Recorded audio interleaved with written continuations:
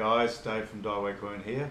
This is my new segment called Cool Kung Fu, and it's inspired by my original blog in 1999, which I ran on a great big web portal called muzzy.com. It was a Chinese, English, American portal, and I had a page there all about Bruce Lee and Wing Chun, Kung Fu generally, and my own experiences from the 70s on. And it became quite popular, and I had about 5,500 people actually like my page, and muzzy.com asked me if I'd be their Kung Fu guide, which I was for about a year, and then Muzzy went in a different direction, but that was a good start. So this Cool Kung Fu segment's essentially about cool Kung Fu, just things that are not specifically technical or specifically about Wing Chun, somehow related to Wing Chun, but more the nerdy aspect of it, the more the fanboy talk about films and pop culture and things related to Wing Chun that I think are really cool. So to start off with, something extremely cool came in the mail for me the other day, a big parcel which I love to get. I don't like letters, as you all know, that generally these days they all come from somebody chasing money, but parcels come, it's generally something good, and having a few kids, most things, I get little things for the kids. Something came for me, great big box, and when I looked at the back of it I saw it came from Bondi Junction, so I had a bit of an idea who it came from. And then when I opened it up I saw it was from my dear old mate David Rasco, who's was one of my first seeing back in 1997, and actually lived right behind me in Sydney, and we used to have marvellous Kung Fu barbecues at his place where we'd drink beer, eat hot Spanish sausages. He's a master Spanish guitarist, so the music was always fantastic, and he had a really eclectic taste in music, and we listened to all sorts of funky stuff, and just do anything mad about Kung Fu. So anyway, he sent me something great, so I'm doing an unboxing today. To tell you the truth, it has been unboxed before, but I'm unboxing it again for you. So I thought, what can this be? It's so massive. And I saw it was 4 big flat plates, boards. So first one I pulled out was this. So all the Bruce Lee and Jeet Kune Do nerds out there will definitely get it straight away. That's Bruce's Chun fan Kung Fu logo, and around there in Chinese it says, "Using no way as way, having no limitation as limitation."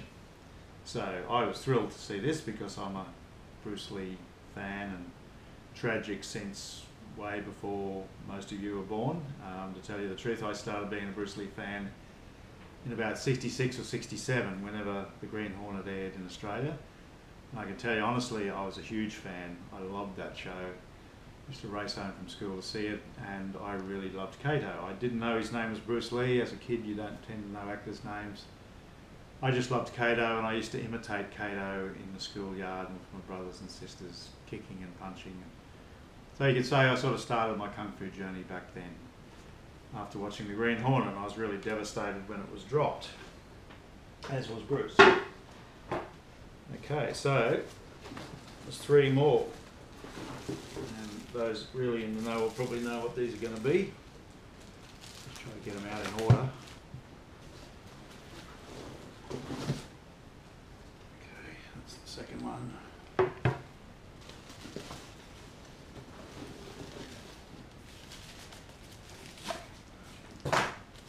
Okay, so these are 3 plaques that Bruce had made for his school.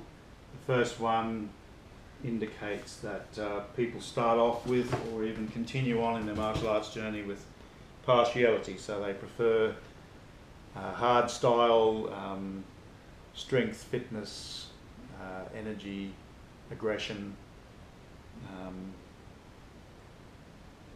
and some people prefer being really, really soft and gentle and non-martial, always pacifistic.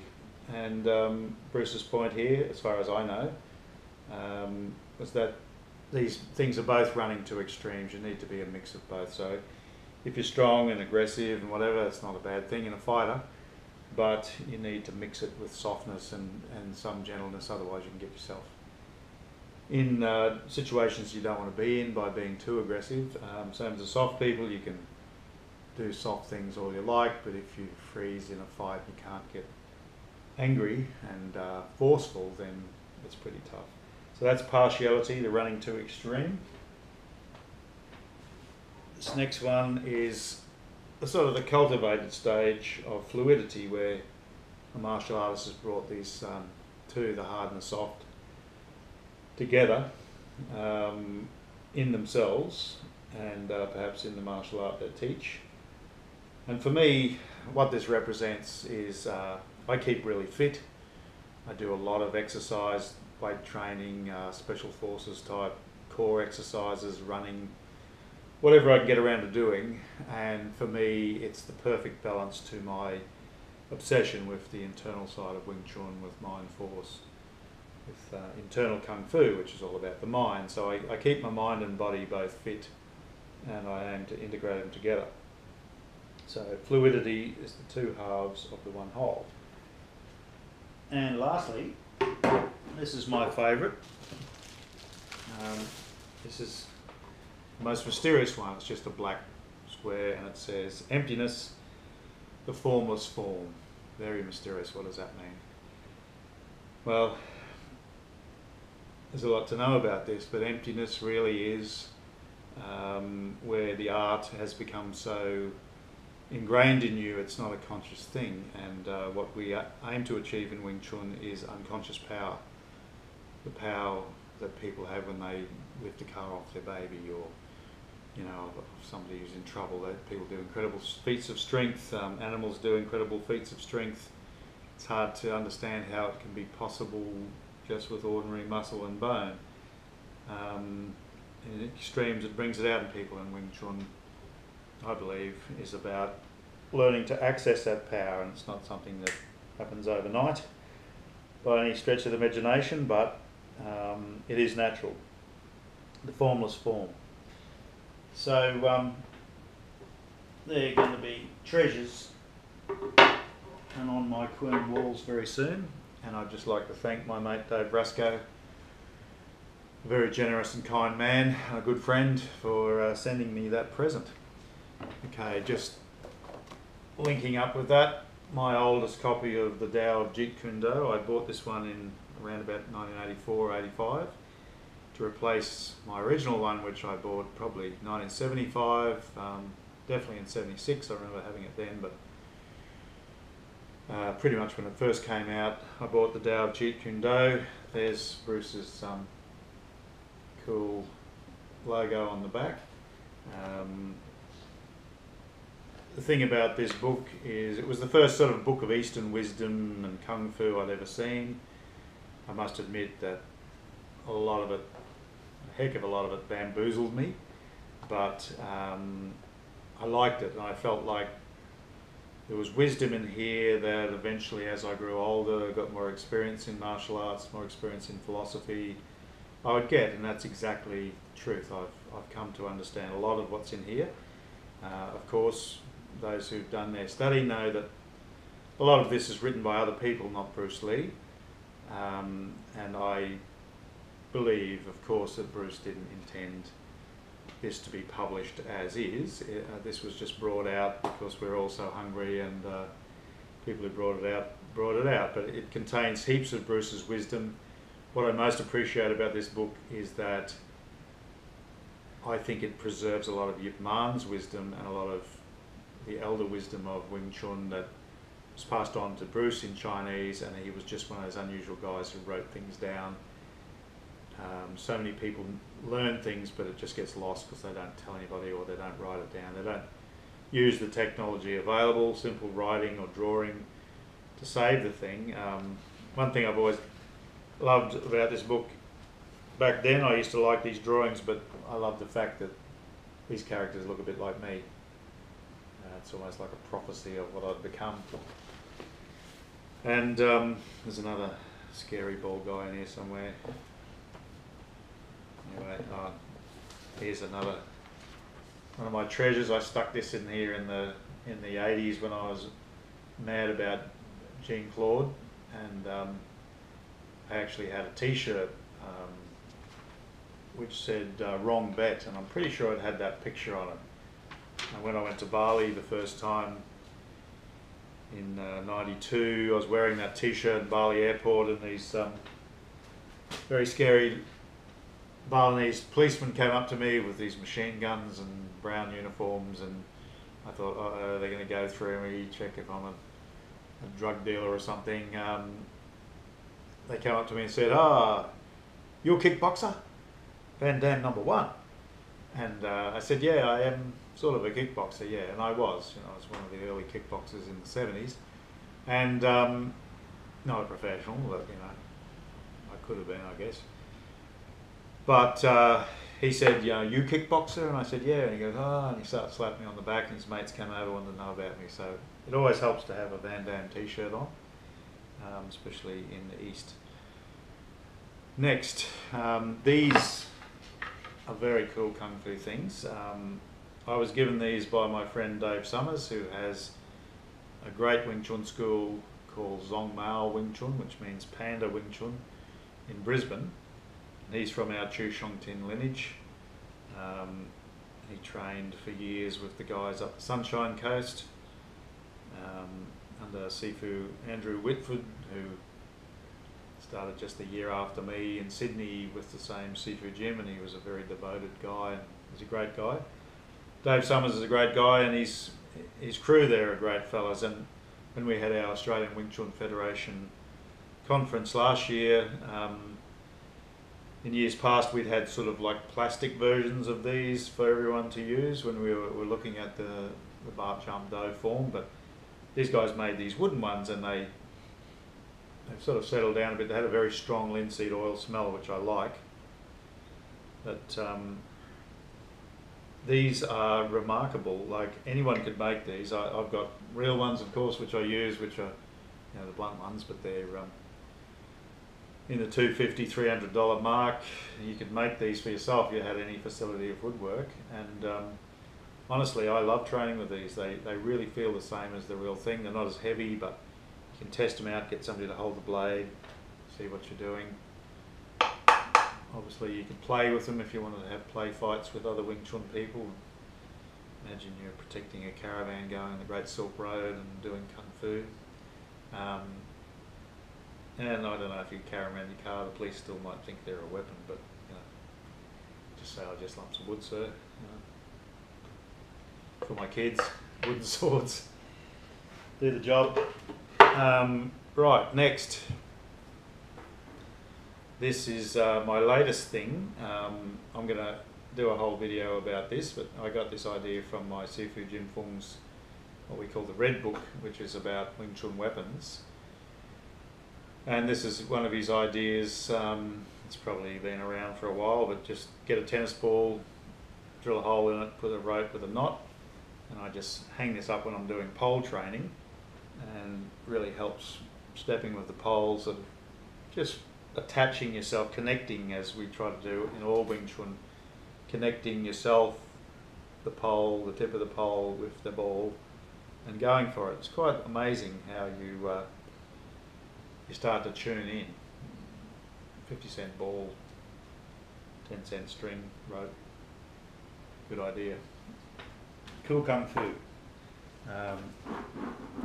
This, if you saw my last video about the Shaolin Wing Chun farmer cutting the turf, this is just basically a $9 Vietnamese farmer's hat made out of bamboo that I got from a Asian grocery. I live near the Gold Coast of Queensland in Australia, and we have a lot of people from China and different Asian countries live in our area, and so Asian supermarkets, and amongst just Anglo-Aussies, we've always loved Chinese food and Chinese things. So I love them because I'm bald, and the sun here is extremely hot. It's like Africa or something like that. So this is a great sort of hat because it's light, it's really shady, keeps the rain off. You can paint it if you want to. I'm thinking of maybe doing that, painting things on there. And I just use it's a traditional Japanese way of holding a hat on, but you can just do anything, you know, just sew something on there if you want. Obviously it's not overly mainstream. If you live in a very straight sort of area, people might turn up their nose at you, think you're a bit eccentric, but around here there's a lot of free thinkers, so I get out there with that. Last couple of things, my friend Dave Rasco also, when he got those plaques, Shannon Lee sent these with it, which is Bruce's original, copies of Bruce's original handwritten letter to his friend George, who made things for him, just giving him the specifications for making those signs for his Kwoon, and also notes for that. It's like a little grave with in memory of a once fluid man crammed and distorted by the classical mess. There's many theories about what that means. I don't personally think Wing Chun is at all a classical mess, but you know, Bruce was a guy who had strong opinions, and of course not everyone agreed with his opinions, same as I don't expect you to agree with mine. Not that I'm comparing myself to Bruce, but this is a painting I did for my dear friends Morgan Christie Hennessy when they got married, and I did this about 2001, 2002. It was Bruce. It's just you know, Morg is like me. He's a kung fu tragic, loves anything to do with kung fu and martial arts and the mysticism of it. So I've put the Taoist priest from Tao Jeet Kune Do there, looking up at the moon or the sun there. There's a dragon heading towards it, and there's Bruce looking really cool and buff. There's a big, you know, sort of a natural yin and yang going on there. And you know, everyone loved that, and I'm starting to paint again, especially painting martial art themed things. So look forward to seeing more of that, more inspirational, I hope, kung fu and martial art pictures, and I might even make a series of posters. And last but not least, just a couple of, a friend was going to have a kids Wing Chun group, which didn't really eventuate exactly, but I did these little pictures for her. Thought you might like them. This is the sort of stuff I do, cartooning and painting. You'll see a similar setup behind me here. Dummy and the three-sectional bag. And a boy doing a side kick, and the boy and the girl practicing chi sao. Yeah. So that's it. I hope you found that interesting, and in future episodes of Cool Kung Fu I'll be talking about my favourite movies, anything that I think is really groovy. So I hope you feel the same. Please subscribe, please share with your friends if you like this video, like the video, with the thumbs up, and thanks for watching, and I'll see you again.